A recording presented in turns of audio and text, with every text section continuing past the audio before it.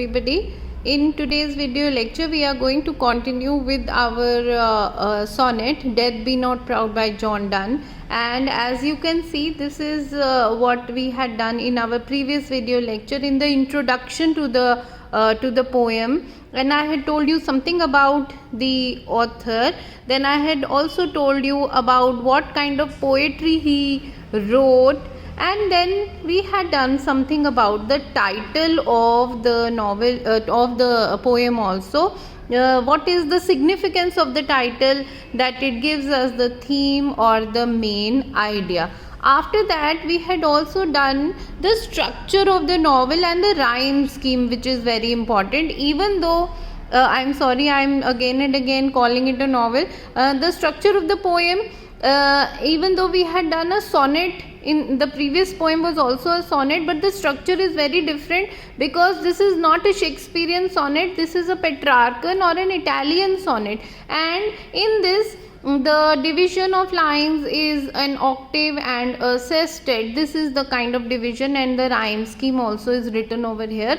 This we had done in the previous video, and continuing we are going to do line by line explanation of the poem now. So I am going to start reading the poem, and I really hope that you have the text in front of you, because a poem really cannot be done without reading the exact lines, the exact words. Not just hearing or reading will really not help you. So please, if you have your textbook, if you have the printout of this page, please keep it in front of you.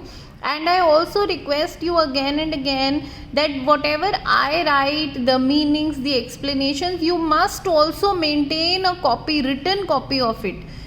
Don't think that you can view this video again and again, because you can view the video, that is not a problem, but when you write it with your own hand, that will really help you in your exams. You will really, it will be better, it will be easier for you to learn, to remember, if you have written with your own hand. So saying that, I am just starting with the very first line. The poet says, "Death, be not proud." This is from where the title has been taken. So he is talking to death directly. The beginning itself is very strange. Why would somebody talk to death directly, and that also in such an attitude that he is just almost mocking death? मजाक उड़ाते हुए, challenge करते हुए वो कह रहा है कि ज़्यादा प्राउड होने की ज़रूरत नहीं है. Death B not proud, though some have called thee mighty and dreadful, for thou art not so. So we have read two lines together, and we are going to write the meaning also here. So the very first thing in this line is that the poet, in line number 1 and line number 2, because these two lines, the explanations we are going to do together. In line number 1 and 2, the poet directly addresses death, and his attitude, look at the way he is talking to death. His attitude is not of fear, rather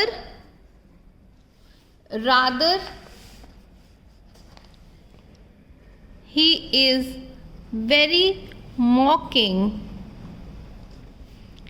and challenging in his tone. This is how he is talking to death, and he says you don't have anything to be proud of. Look at these lines. Though, even though some, here what is the meaning of some? Some means some people. He says some people might be afraid of you. कुछ लोग डरते होंगे तुमसे. Some have called thee. And what is the meaning of the word thee? Thee is an old English form of the word you. So in old English, you was called as thee. So even though some have called you mighty and dreadful. So what is the meaning of mighty? Mighty means powerful, and dreadful means fearful, which can instill fear. We can also say horrible. So he says people are afraid of you. People call you horrible and powerful. But he says, but thou art not so. Here, just like thee, thou is also a form of you. Old English form of you. He says for, because he says but. For means but. Thou art not so. Here, art is also an Old English version of are. You are not so. तुम ऐसे नहीं हो. So का मतलब है you are neither mighty neither dreadful. So basically he is telling death in the first two lines only. He is very clearly in the first two lines. He makes his main idea very clear. Main idea very clear. And what is the main idea? That we have nothing to be afraid of from death, because it is neither powerful nor terrifying. Okay, so this is his main idea. But one can always question कि अरे ये क्या बात हुई. Of course we have heard it from so many people that nothing is more powerful than death. Even the mightiest of kings have to accept their fate. They have to die. When their time comes, they have to die, no matter how powerful they were. So why is the poet saying that there is nothing to be afraid of death? So it is obvious that we will question him when we read the first two lines. But then he will explain himself. धीरे धीरे वो अपने आप को explain करेगा कि वो ये बात क्यों कह रहा है. तो उसके लिए हम पोएम आगे पढ़ते हैं. And he says, for those whom thou thinkest thou dost overthrow. And I am just writing, this is a very simple line. It is only that very old English words are used over here, इसीलिए ये मुश्किल लगती है. यहाँ for का मतलब है because. Those whom thou is you, thinkest is think, again this also is you, dust is do, and overthrow means defeat. So line number 4 and line number 3 and 4 I am going to write down, explain together. I am just reading it again. He says because, ये बात मैंने इसीलिए कही है because those means those people who you think you do overthrow. वो लोग जिन्हें तुम सोचते हो कि तुमने ओवरथ्रो कर दिया. ओवरथ्रो यानी तुमने डिफीट कर दिया. Die not. They are not dead. Now this is a very different something which you might not have heard before. This is something which is very new, this idea that the poet is saying you think that you kill people, that people die because of death. He says they do not die.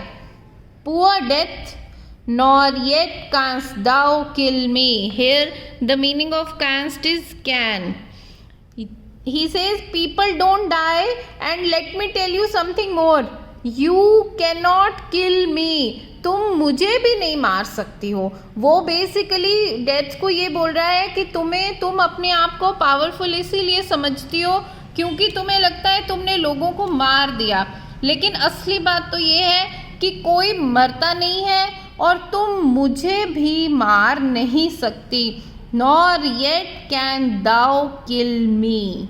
Now I am going to just write this line number 3 and 4 simply. और अभी भी आपके दिमाग में question होगा कि ये कैसी बात है. What is the poet saying? He is saying that nobody dies. तो ये तो बात ही illogical है. But he will explain himself further. First let us write line number 3 and 4. So in line number 3 and 4 he says, the poet says that death only thinks that it has killed people, but according to him, nobody dies, nor can death kill him. Him means the poet. So poet is actually saying that death is not able to kill him also. And reading further lines, line number 5 and 6. I am reading line number 5 and 6 now. From rest and sleep, which but thy pictures be, much pleasure then from thee much more must flow. What a beautiful line he has written here. ये अभी इस बात का जवाब नहीं दे रहा है कि लोग मरते क्यों नहीं हैं, उसके हिसाब से कोई नहीं मरता, वो सिर्फ एक बात कह रहा है. इसका जवाब वो आगे की लाइंस में देगा, लाइन नंबर 7 and 8. अभी तो वो सिर्फ ये बात जो है यहाँ पर वो कह रहा है कि from rest and sleep, he is calling rest and sleep. इस पे बहुत बार शॉर्ट क्वेश्चन आता है कि पोएट जो है डेथ को किस से कंपेयर कर रहा है. So here the poet is making a comparison of death with rest and sleep, and he says which but thy pictures be. Picture का मतलब है copy, just like a photo. So he says rest and sleep are also like you. तो यहाँ ये comparison जो है इसमें the poet has not used the word like or as. So what kind of comparison this is? This is a metaphor. So the poet is saying that rest and sleep are also forms of death only. They are just like choti death. क्योंकि when you are resting and sleeping, it is almost as if you are dead for a very short time. एक छोटी सी देर के लिए इंसान मरे के समान ही हो जाता है. So this is a comparison where he is saying that you don't know what is happening around you, your body is still, it is not moving, and it is a kind of state of deep meditation. So this is like death only. Death is for a longer time and sleep is for a shorter time. So he says much pleasure. He says when we rest and when we sleep, how wonderful that feeling is. Why? Because our body, it relaxes, our mind relaxes, we have no tensions when we are sleeping. So this is the best time. So when we get up, we feel so refreshed after a good sleep. So he says if sleep and rest can give us pleasure, सोचो अगर छोटी सी death यानी कि sleep जो थोड़ी देर की death जैसी ही है, उससे इतना मज़ा आता है, सोकर इतना अच्छा आनंदित लगता है, रिलैक्स्ड लगता है, then from thee much more must flow. Much more का मतलब है much more pleasure. He is saying then from you much more pleasure will I draw. तो फिर लंबी नींद, डेथ को एक लंबी नींद कह लो या नींद को एक छोटी डेथ कह लो, बात तो एक ही है. Then how wonderful will it be if I were able to sleep for such a long time. What a wonderful pleasurable experience it would be. So he says there is nothing to be afraid of death, rather I would look forward to death because my body and mind will be so relaxed after such a long sleep of death. So I am just going to explain these lines over here. In these two lines, the poet uses the poetic device of metaphor rest and sleep compared to death, they are like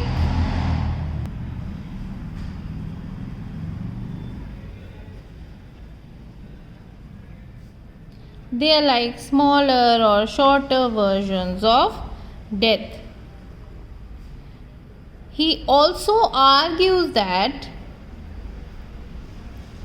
if rest and sleep give us such a wonderful, relaxing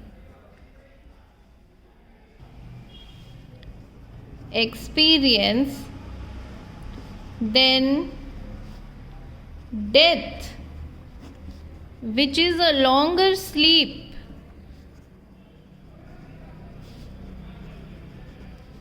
will be even more pleasurable. So he explains why there is no reason to be afraid of death. So here, with this argument, in line number 5 and 6, poet is giving us an answer to his very first line. Why should we not be afraid of death? So if you have this question, why does the poet think we should not be afraid of death? You can write down that poet believes that death is like a longer sleep. And if we are not afraid to sleep, and sleep rather gives us pleasure, then why should us be afraid of death?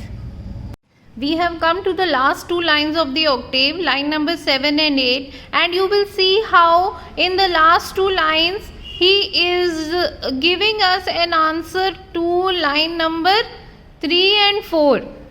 Why cannot death kill us? Why cannot death kill the poet? To this he will give us the answer, and he says, and soonest our best men with thee do go. Soonest means very, very early.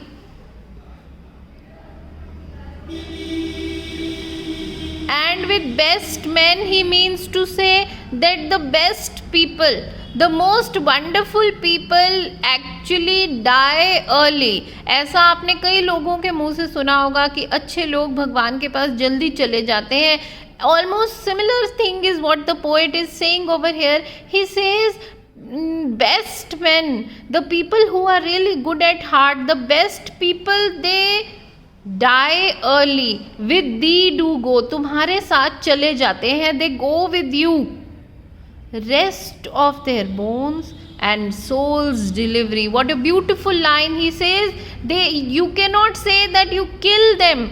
You can say that they go because they give rest to their body. So here by bone he means to say body. So they give rest to their body and delivery to their souls. So delivery here means freedom. So in line number 7 and 8, the poet is actually answering his point or explaining his point that he had given to us in line number 1 and 2. In line number 7 and 8, the poet says that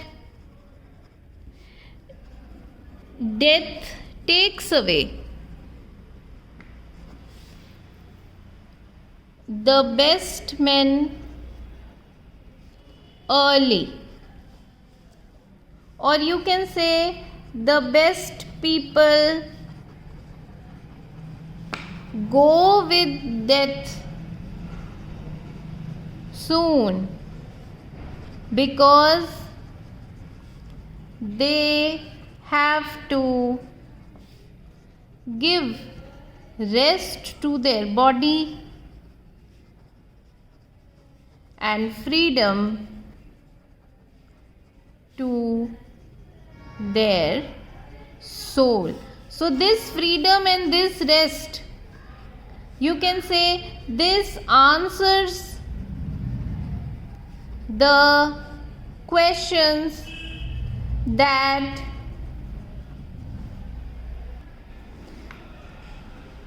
come to our mind from the poet's claim. Line number 3 and 4 में उसने जो claim किया था that death does not kill anyone because he believes that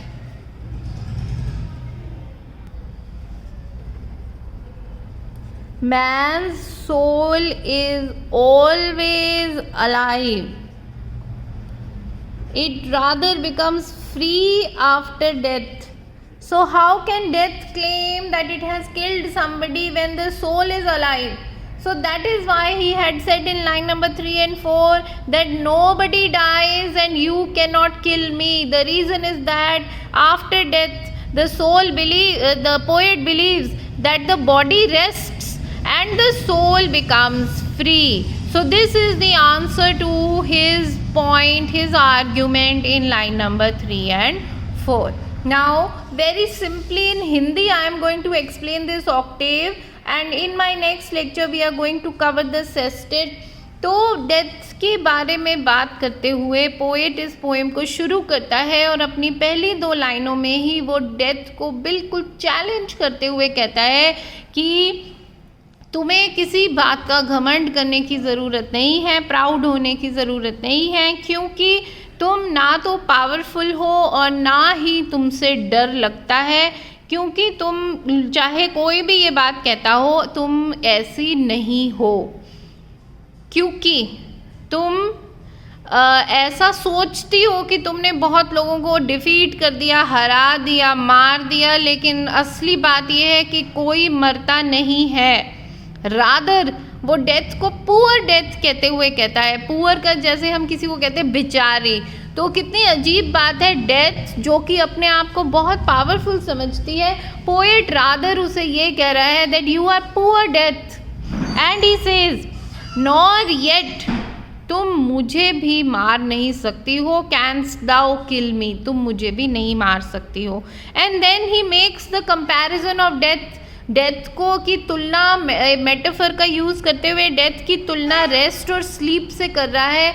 जैसे कि नींद, सोना जो है वो एक छोटी सी डेथ ही हो, या फिर डेथ जो है वो एक लंबी नींद हो, एक ही बात है। वो कहता है कि जब हमें सोने से डर नहीं लगता, जब हमें नींद लेने से डर नहीं लगता, तो डेथ से डरने की क्या ज़रूरत है। डेथ एक लंबी नींद ही तो है, और क्या है, ठीक है। और रादर सोने के बाद हम रिफ़्रेश हो जाते हैं, रिलैक्स हो जाते हैं, it is a pleasurable experience. तो फिर डेथ तो और भी प्लेजरेबल होगी, ठीक है। और फिर वो कहता है कि हमारे जो बेस्ट पीपल हैं, हमारे जो सबसे बढ़िया लोग हैं, वो जल्दी चले जाते हैं डेथ के साथ, पर ऐसा नहीं है कि डेथ ने उन्हें हरा दिया, रादर वो तो खुद ही चले जाते हैं अपने शरीर को आराम और अपनी आत्मा को मुक्ति देने के लिए। So this is all for this lecture and I will see you in my next video lecture. Thank you very much.